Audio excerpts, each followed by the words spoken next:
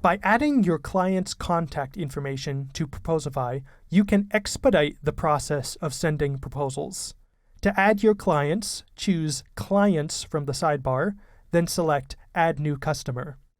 This gives us an option to create a new contact or a new company, which is kind of like a shell or box we can organize multiple contacts into. Because I don't have any companies logged yet, I'll choose Create a Company.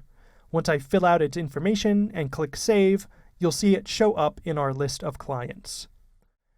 To add my contacts from that company, I can either click on Add New Customer again and select Create a Contact, or I can click on the company's name and choose Add a Contact.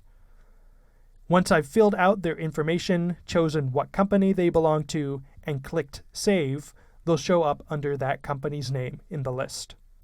If your clients aren't associated with an organization, you can create a client list entry for a single person by leaving their company field blank.